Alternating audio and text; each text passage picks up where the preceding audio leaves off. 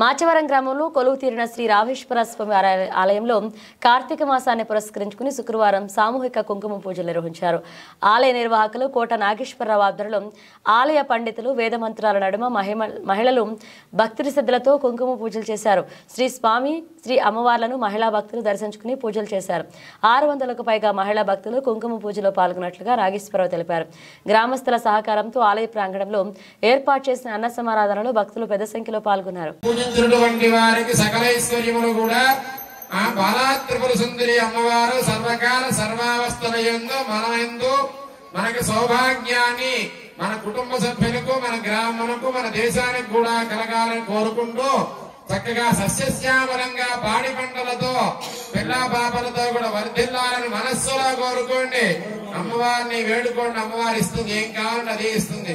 సౌభాగ్యం అంటే ఏమిటయ్యా? పసుపు కుంకుమే కాదు, మంచి మనస్సు కూడా కావాలి. ఈ రెండు ఉంటే సరిపోదు, మంచి మనస్సు కూడా ఉండాలి. ఆ మనస్సుకి అమ్మవారు తోడయ్యి అమ్మవారి శుభాశీస్సులు మనకు అందించాలని కోరుకుంటూ హరణమ పార్వతీ మీరు దయచేసి వినండి, చెప్పే మాట వినదే ఒక్కసారి లేవద్దు. ఇంకా పూజ ఇంకా పావు గంట సేపు పడుతుంది. నివేదన చేయాలి, హారతి ఇవ్వాలి, మంత్రపుష్పం ఇవ్వాలి. ఒక్కొక్కళ్ళగా వచ్చి అమ్మవారికి దర్శనం చేసుకొని వెళ్ళాలి.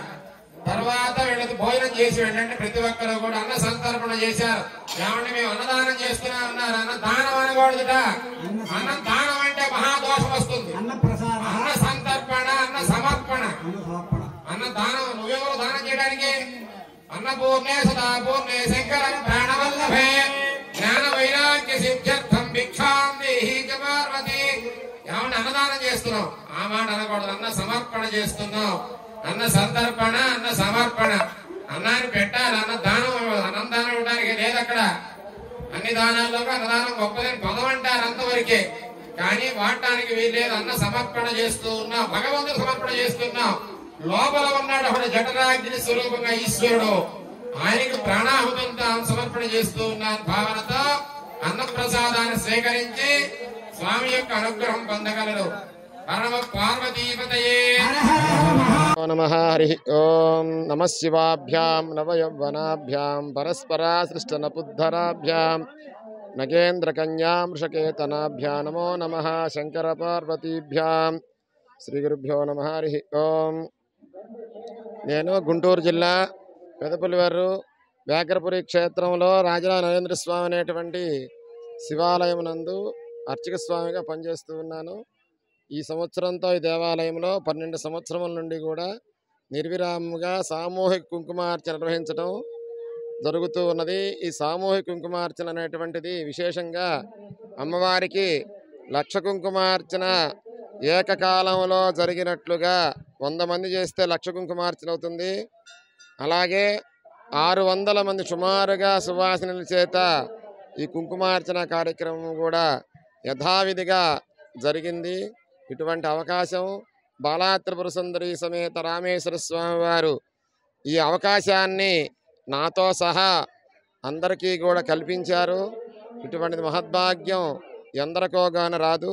అలాగే అమ్మవారిని పునఃప్రతిష్ఠ చేయాలనేటువంటి సంకల్పంతో ఉన్నారు. ఆ సంకల్పానికి అమ్మవారి యొక్క అనుగ్రహం కలిగి పునఃప్రతిష్ఠ త్వరగా జరగాలని కోరుకుంటూ హరణమ పార్వతీపతయే.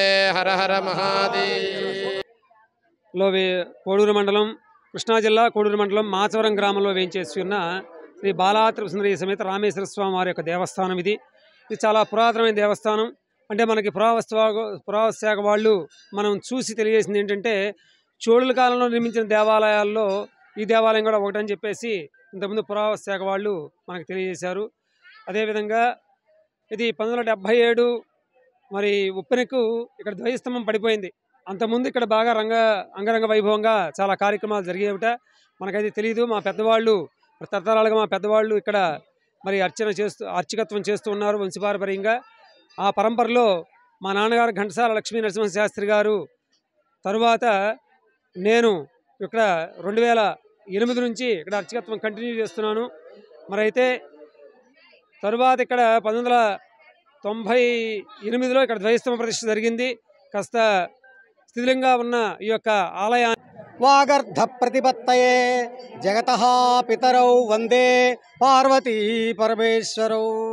ఆ రఘువంశ మహాకావ్యాన్ని రాసేటప్పుడు ఆ మహాకవి కాళిదాసు గారు ఈ సకల సలాచార ప్రపంచానికే తల్లిదండ్రులు ఆది దంపతులు పార్వతీ పరమేశ్వరులు అని చెప్పి నృతించారు.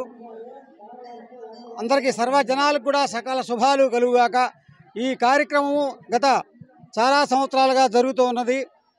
ఈ మాచవరం గ్రామం అనేది చాలా విశేషమైనటువంటిది, చారిత్రక ప్రసిద్ధి కలిగినటువంటిది. తామ్ర శాసనాలు, పురావస్తు తామ్ర శాసనాలు కూడా బయలుపడిన విషయము. ఇక్కడ దేవస్థానం ప్రధాన అర్చకులైనటువంటి మరి మా బావగారి కుమారుడండి, మా మేనత్త గారి కుమారుడు, మా శాస్త్రి బావగారు అంటారు నాకు చెప్పినట్టుగా.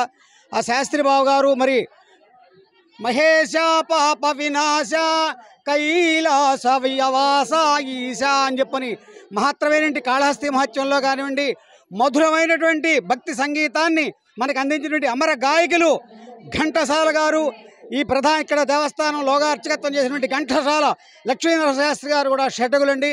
మరి ఈ దేవస్థానం చాలా విశేషమైనటువంటిది. ఈ ఘంటసాల లక్ష్మీనరసింహ శాస్త్రి గారు స్వయాన మా నాన్నగారికి చెల్లెలి గారి కుమారుడు. వారి బాల్యం నుంచి కూడాను, ఇంకా పూర్వీకుల నుంచి కూడాను దేవస్థానాల గురించి ప్రతి ఒక్కళ్ళు కూడా ఎవరికి వారి జన్మభూమిలో ఉన్న జన్మ గ్రామంలో ఉన్న దేవస్థానాల గురించి ఆ చరిత్రలు ప్రతి ఒక్కళ్ళు కూడా తెలుసుకోవాలి.